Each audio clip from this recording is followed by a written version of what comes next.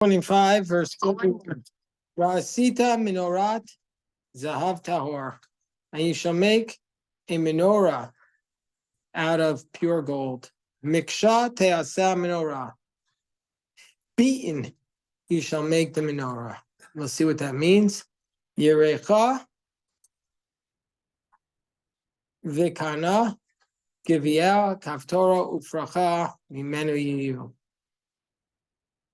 Its base, its branch.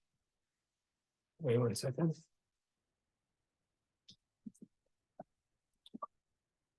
Hold on, let me just think for a second.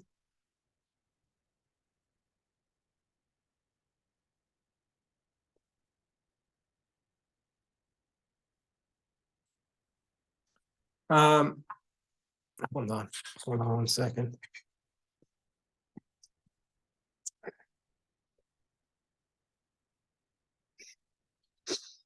Okay.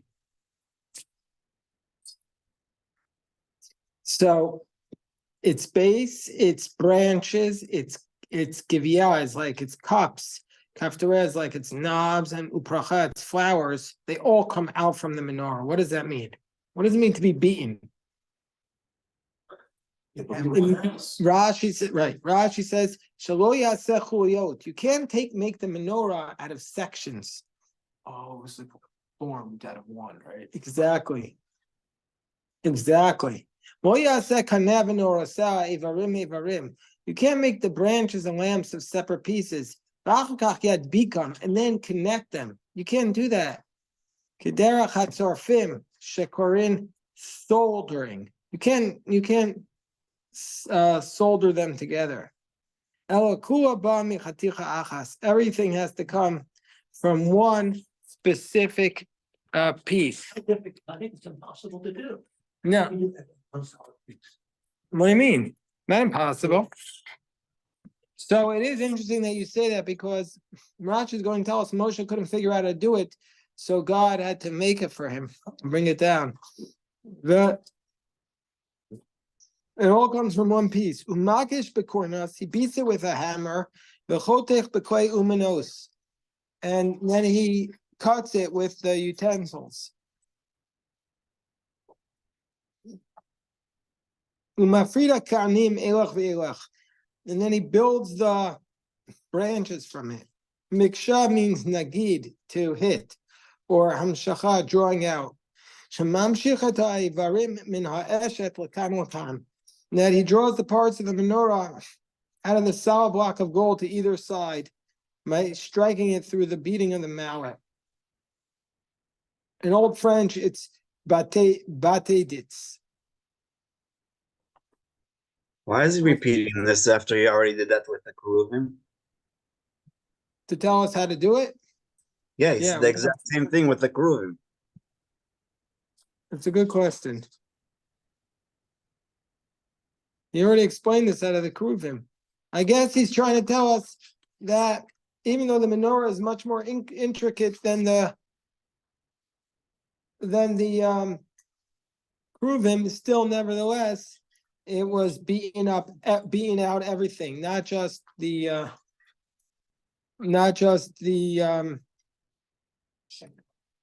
base, but also all the branches. And then it says, Te'aseh menorah, the menorah shall be made, me'aleh, on its own. What does it mean? This is what Jeff said. The menorah Moshe was very bothered how to do it. God says to him, throw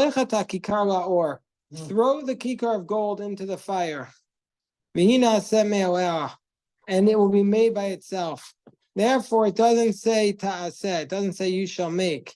It says it was made. This is what the Tanchumim says. When God said to Moshe, make a menorah, he went on to describe its details. Moshe was perplexed. He didn't understand how it was supposed to be made. So Hashem showed him a replica of the menorah. And nevertheless, Moshe was still perplexed. So Hashem instructed him to have Bitzal throw the gold into the fire. And the Torah therefore uses Te'aseh menorah, like I just said. So that's the idea here. And by the way, of course, And this reminds us, this scene of Moshe throwing the gold into the fire and out comes the menorah, reminds us of what? That's how, what else was made that way? The golden calf was made the same way. So, yeah, Moshe. Oh, Moshe, yes. Was this like, did he not know how to make it? Cause there was just never, like, this was the first menorah and they didn't know what a menorah looked like before this? Yeah, it was the first menorah and it was complicated. It was very intricate. Hello, good afternoon, David. It was very intricate and complicated. Is there any more on this in the Gemara where Moshe attempts to make the menorah, or he just basically immediately says, I can't make it and I give up and this is my option? Was there a struggle? To the best of my knowledge, this is just the extent of it, that Moshe was having a hard time figuring it out, but not anything like he tried 3 times and it didn't work. And also, to this day, there's a dispute as to how the menorah looked. The big dispute is between Maimonides and the other commentaries, and the Lubavitch follow the position of the Maimonidean position, which has it as diagonal, whereas the rest of the Jewish community follows the other position, which is that it was kind of circular at the bottom or oval at the bottom. So this is the big dispute within the Jewish community.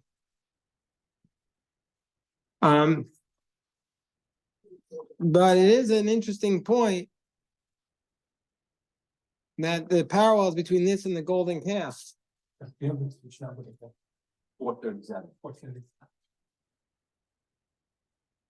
And what was so hard to figure it out with this as opposed to everything else? Right, that's the real thing, is that everything else was just as complicated. Well, I mean, maybe it was more complicated, but still, this is Moshe Rabbeinu. All right, anyway, it states, Yerecha, its base. Hu regel shelamata. This is the foot at the bottom. Soikum in teva, that it was made in the shape of a box. Ushlosha raglayim yotzin himenu amata, and it has 3 legs coming down from it. So that was the foot, and it has 3 legs. Oh, you see that they have a picture here which follows Rambam's approach. Okay. Steins also says that the Arch of Titus is the other way, and so it's the one that Right, so is the more curved way. right, so some people say the Arch of Titus, he got a menorah, but not the menorah. Right. Has anybody here ever been to the Arch of Titus? Yes. I was there less than a year ago. Or maybe more than a year ago, but I was there. Yeah. Yeah, I was in Rome. I went there. So is there gonna be a big machloket at the time of the Beis HaMikdash rebuilding about what type of menorah, like what's gonna be the most accepted menorah? Like what is the one in the Holy Land Hotel? They have in the Holy Land, well, they have in the old, Holy Land? no, they have in the old city a big menorah out of gold. It's already there and it's circular. Like the Titus. Yeah, like the Titus. Bob, agree with that. That'll be a problem.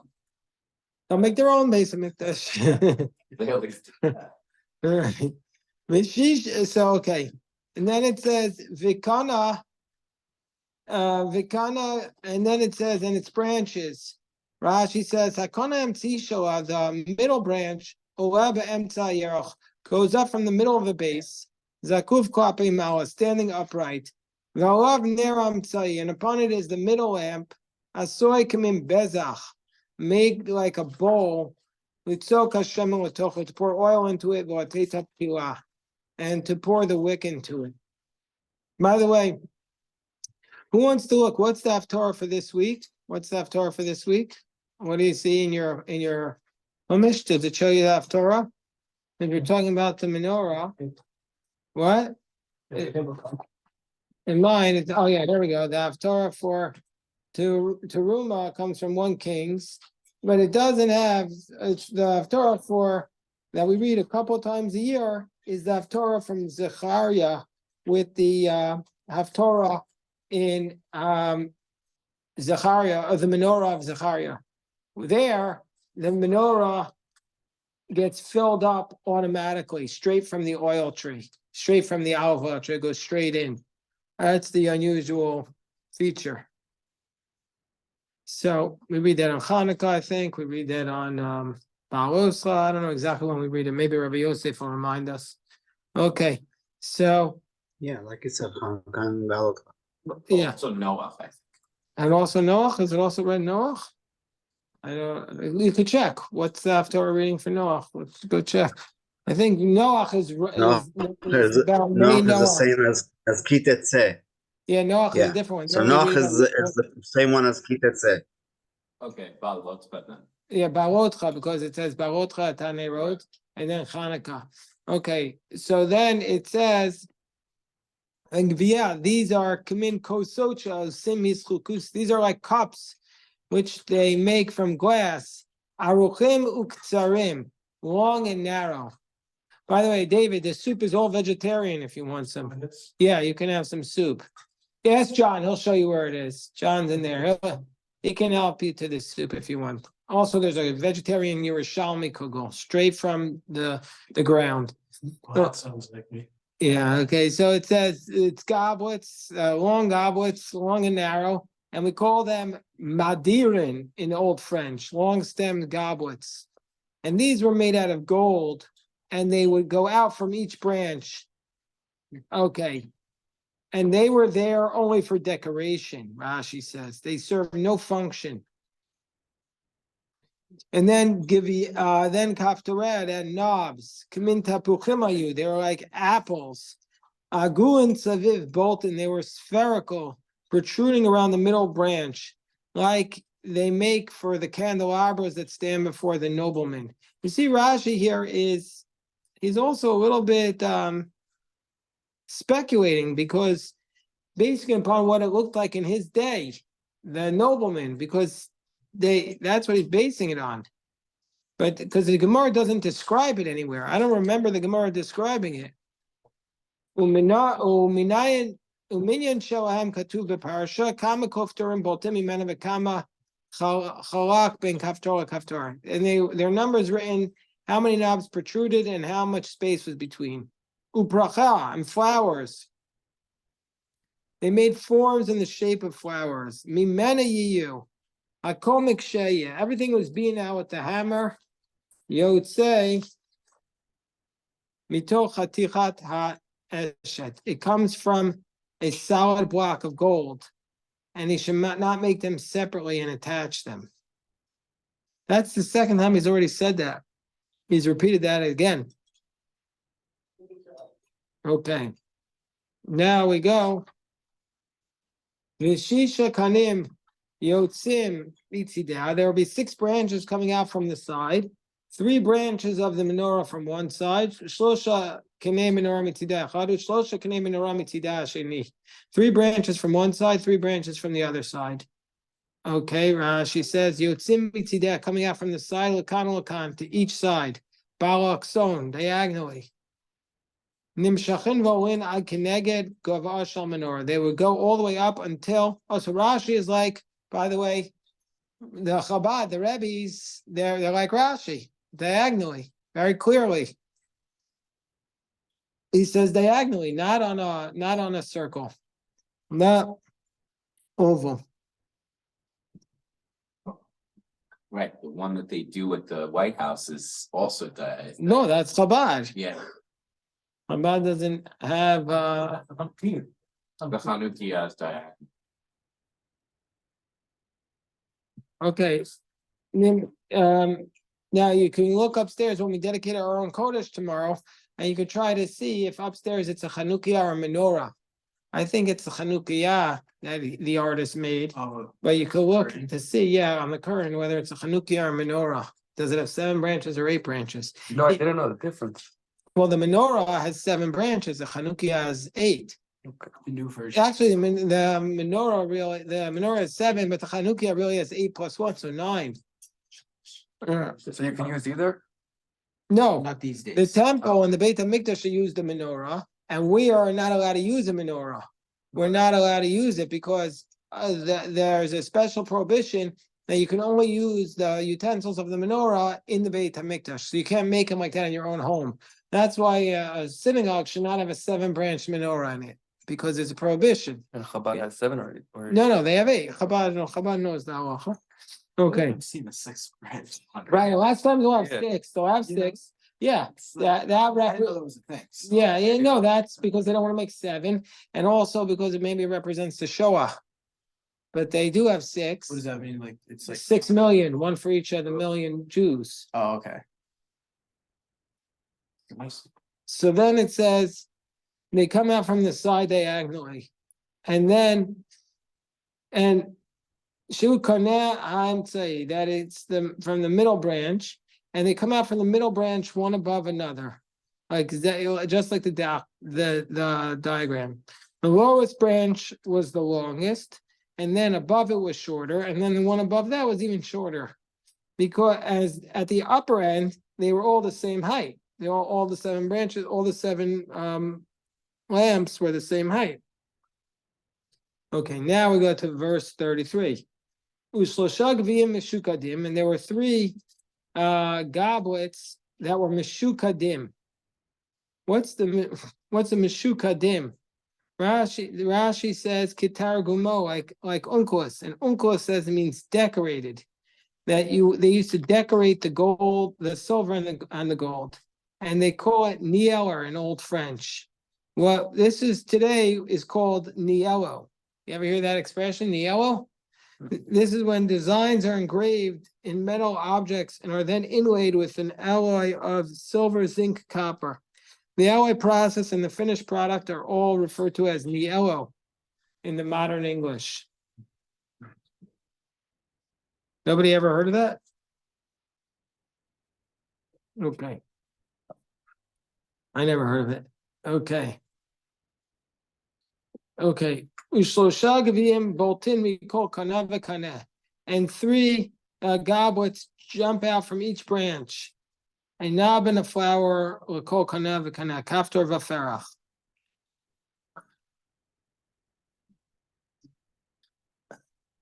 Yeah. Okay, and so now we said in the next pasuk in verse 34, when the menorah arba gaviyim, and in the menorah, means to say on the central part of the menorah there were 4 giviyim. There were 4 goblets. 1, 2, 3, 4. And mishukadim designed kaftorah upracha with its basically with its flowers and its knobs. So let's see what Rashi says here. Begufa shel menorah you arba gavim. In the main shaft of the menorah there were 4 goblets. Echad b'leit bo'amata minakan, and 1 protruded below the branches. Shlosha l'mala min yitzia kanim hayotzim mi tzidan. 3 above the points where the branches started jutting out. And they were decorated and designed with its knobs and flowers. Rashi says, wow. This is one of the 5 verses in the Torah that we don't know what it means. We don't know whether the gevim, the goblets, were the ones that were decorated. When it says mishukadim kaftorah ufracha, we don't know how to read it. It says arba gevim mishukadim kaftorah ufracha. Does it mean that the goblets were decorated, or do we mean that it was decorated with knobs and flowers? You could read it both ways. And the Gemara in Yuma lists 5 verses that we don't know how to read them. So we don't know how to read this verse. That's what the Gemara says and Rashi says. But I will tell you that if you look at the way the trop is, the cantillation, it's very clear how they read it. Uva menorah arba gaviyim. In the menorah, there will be 4 goblets, and then mishukadim kaftorah fracha, decorated with its knobs and flowers. So the Mesorah doesn't say that the goblets are decorated. It says that the flowers and the knobs are what's decorating it. Oh, we have Ramosha's father, Greg. What a bracha. Can have yourself some kugel, some soup. Ready. So it says, now this is also a very nice verse because it says, "V'kaftor tachash shnei kanim mimena, v'kaftor tachash shnei kanim mimena, v'kaftor tachash shnei kanim mimena." This is the only pasuk in the Torah where the same 5 words are repeated 3 times in a row. You see that? V'kaftor tachash shnei kanim mimena, v'kaftor tachash shnei kanim mimena, v'kaftor tachash shnei kanim mimena. What? Because they're explaining the basically they're explaining the way it's supposed to look. There was a kaftor, a knob, tachas shnei kanim mimena, meaning to say as follows: l'sheshes hakonim, for the 6 branches. So from each of the 6 branches, there was a kaftor underneath it. Meaning to say there were 3 knobs. You see that in the diagram? You see the diagonals? You see that? So you see the diagram, and then you see that where the 2 big branches meet, each time they meet in 3 places, and there is a knob at the center where they meet. That's what Rashi's saying. Kaftor tachas. Did I tell your father that he missed a great question that you asked? Remember the question you asked a few minutes ago? He doesn't even remember. Such a brilliant question. What was the best? Moshe knows. You asked a question about the menorah, that it was whether it was diagonal or the circular one. Okay. Mikaftor tachash shnei kanim mimena mitocha kaftor hayu kanim nimshachim. The branches would extend from the knobs. That's how we learned in Melechas HaMishkan. Gavash menorah shmona asar tefachim. Now, how high was this menorah? 18 tefachim. Now, how high is 18 tefachim? Still less than 6 feet, right? No, way less. So 18 times 3 is what? 48. No, 18 times 3 is not 48. 64. 64. So that's 64 inches. 12. Oh, yeah, you're right. It's a little less than 6 feet. Jeff, I should know better than to ever contradict you. What? It's shorter than you. Shorter than. It's shorter than you, but right. 18 And- times 3 is 54. 54 inches. Yeah. No, 54 inches. 12 times 4, 3. Yeah, so it's 4.5 feet. A little shorter than you. Can you say 506 feet? What? Could be 4 or 5 inches. No, the tefach can be 3 or 4 inches. So if you take the approach that it's 4 inches, then it's 18 times 4, and then it is 72 inches, and then it is really a little less than 6 feet. Okay, let's daven mincha at this point. Shkoyach.